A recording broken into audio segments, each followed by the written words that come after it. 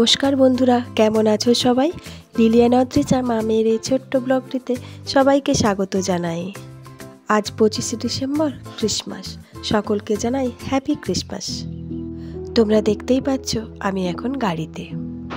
আমি, আরব আর অদ্রিজা তিনজনে মিলে যাচ্ছি বাবা মায়ের কাছে।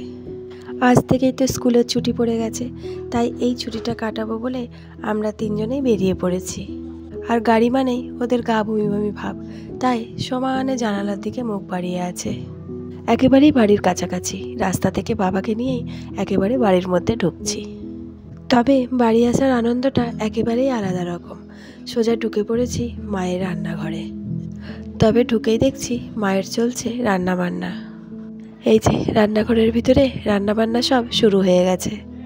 তবে শীতকালের দিন তাড়াতাড়ি বেলা হয়ে যায়, এখন প্রায় 9:30 10টা মতো বেজেই গেছে। এই যে বাইরে চলছে সবজি কাটাকাটি। জল খাওয়ার পরে আরব আর অদ্রিজাকে এই রোদের মধ্যে পড়া দেওয়া হয়েছে আর পড়তে বসেছে। আর ততক্ষণে 24শে ডিসেম্বর বিকেলবেলায় আমাদের কেক কাটা আর খাওয়াটা দেখায়। এই যে দেখতেই পাচ্ছ 24শে ডিসেম্বর বিকেলবেলায় আমরা এখন রাস্তার ধারে দাঁড়িয়ে।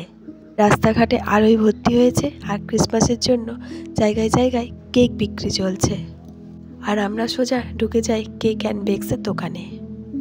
এখান থেকেই আমরা কেক চয়েস করব। এই কাছাকাছি দোকানগুলোর মধ্যে এটাই একটা সবচেয়ে বড়সড় দোকান। সমস্ত বার্থডে কেকগুলো আমাদের এই দোকান থেকেই নেওয়া হয়, আর হোমমেড কেকও এই দোকানে পাওয়া যায়। তবে ক্রিসমাস বলে দোকানে কেকের স্টক অনেকটাই বেশি। আরেকটা জিনিস দেখবে, সারা বছর কেক খাওয়া হোক আর নাই হোক, ঠিক ক্রিসমাসে সবাই একটু না একটু কেক মুখে দেয়। আর সারা বছর আমাদেরও কেক আসে, কিন্তু বাচ্চাগুলোই খায়। তাই আমারও এই ক্রিসমাসের সময়েই বেশ অনেক রকমের কেক টেস্ট করা হয়। এই সময়ে বেশি ফ্রুট কেকগুলো খেতেই ভালো লাগে। আর সারা বছর বার্থডে হোক বা কোনো রকম অকেশন হোক, তখন তো ক্রিম কেকগুলো খাওয়াই হয়। দোকানটি বেশ ক্রিসমাসের জন্য সাজানো হয়েছে।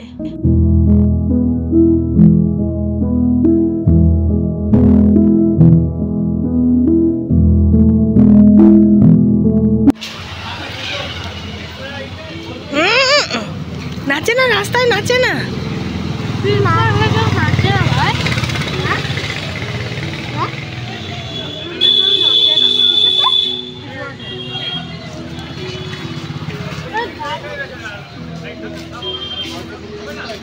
চলো চেপে যাও, চেপে যাও।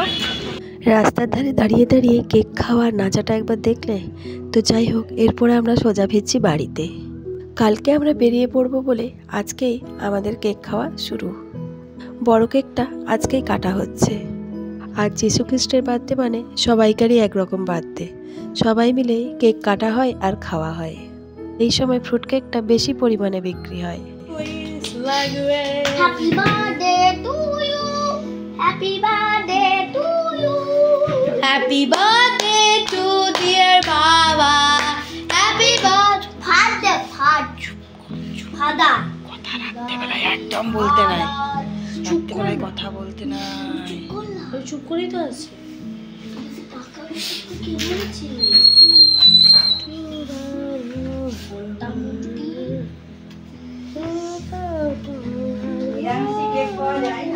সব পাওয়া যাবে, তুই কোনো টেনশন নেই। মাসি কেক খাবে, মাসি খাবেন না। নিরামিষি কেক মানে ঠেকানো। কেক কাটার সময় ছেলেগুলোর হ্যাপি বার্থডেটা শুনলে আসলে বাবা কাটছে, তাই বাবার হ্যাপি বার্থডে উইশ হয়ে গেল। তো যাই হোক, এরকমভাবে কেক খাওয়া হলো। এরপর সোজা চলে এলাম আমরা ঠিক 25শে ডিসেম্বর বাবা মায়ের কাছে। এখন দুপুরবেলা, খাওয়া দাওয়া এখনও কমপ্লিট হয়নি। তার আগেই মা বসেছে অদ্রিজার একটা টুপি খুলে গেছে সেটা সেলাই করতে। ওটা আসলে কেনা টুপি, খুলে গেছে, সেটা কাঁটা দিয়ে মা এখন ঠিক করে দিচ্ছে। আর এই যে রান্নাঘরের ভেতর চলছে ঝুলনের চিকেন রান্না। তবে এই রান্নাটা হয়ে গেলেই খাওয়া দাওয়া শুরু হয়ে যাবে। এই যে দেখতেই পাচ্ছ খেতে বসে পড়েছে। দুপুরের খাওয়া দাওয়াটা হয়ে যাওয়া মানে অনেকটাই কাজ এগিয়ে যাওয়া। এই যে ওদের খাওয়া হয়ে গেল, এরপর আমরাও খাওয়া দাওয়া করে নেব। বাচ্চাগুলোকেও খাইয়ে দিয়েছি, আমাদেরও খাওয়া দাওয়ার পরে আমি এখন বসে পড়েছি গাজর পেস্ট করতে। গাজরটা আস্তে আস্তে কুড়ে নিচ্ছি, কারণ আজকে হবে গাজরের হালুয়া। মা আগের থেকে এক বাটি করে রেখেছিল, সেটা অদ্রিজা একটুখানি আজকে খেয়ে দেখেছে আর বলেছে ভীষণ ভালো লাগছে। তাই ওর ইচ্ছা যে আজকেই আরেকবার গাজরের হালুয়াটা করা হোক। তবে এই রান্নার এই কাজটি বড় কঠিন। বসে বসে অনেকক্ষণ ধরে এই গাজরগুলো কোরা খুব ধৈর্যের কাজ। একটু বাকি আছে, অনেকটাই কোরা হয়ে গেছে।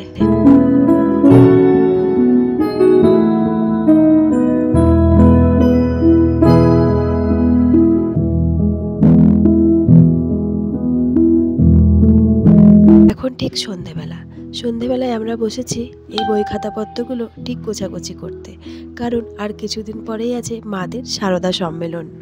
মাদের সারদা সংঘ থেকে প্রত্যেক বছর বাৎসরিক অনুষ্ঠান হয় এই সময়টিতেই, আর প্রত্যেকটি মেম্বারকে মায়ের বই উপহার দেওয়া হয়। সেই বইগুলোকে এক একটি করে স্ট্যাম্প দেওয়া এবং নাম চিটিয়ে রাখার কাজ এখন চলছে। আর আমি এই বইটি বাবাকে আনতে দিয়েছিলাম, তাই বাবা আমার জন্য ওই বইটি নিয়ে এসেছে। আর এই যে বইগুলি দেখছো, শিবের শক্তি জীবের জননী, বইটি প্রত্যেকটি একটি করে সদস্যদের দেওয়া হবে। মা এখন ঠিকঠাক করে গুছিয়ে বাগিয়ে রাখছে। প্রত্যেক বছরই মায়ের উপরেই বই দেওয়া হয়, কিন্তু বিভিন্ন লেখকের লেখা। তবে কাজ করার মাঝে এদিকে আরবের চলছে খাওয়া দাওয়া। আর এই দেখো, নিজে খেতে পারছে না, ঝাল লেগেছে, এর মাঝেই আমাকেই খাইয়ে দিচ্ছে। তবে মাঝে মাঝে এত জ্বালাতন করছে, আজকের জ্বালাতনটা অন্য দিনের তুলনায় অনেকটাই বেশি। তবে একটা অনুষ্ঠান করার আগে যে কত ধরনের কাজ থাকতে পারে তা আমরা আগে থেকে এসেই দেখতে পাচ্ছি। এই যে তোমরা দেখতেই পাচ্ছ, একটা একটি করে নাম চেটানো হচ্ছে।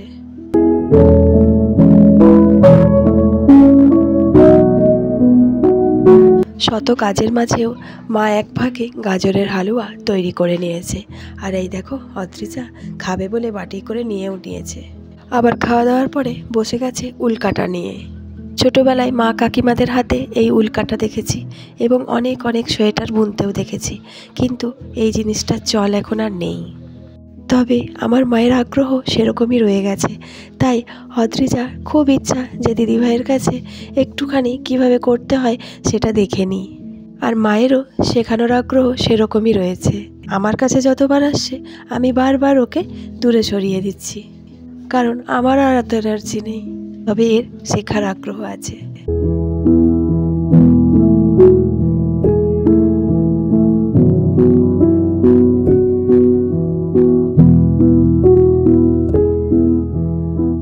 আর এই দেখো, দিদি একদিকে শিখছে আর ভাই একদিকে বসেছে কাজু কিশমিশ আমার নিয়ে, তার সাথে আরেকটা স্যাও ভাজার প্যাকেট।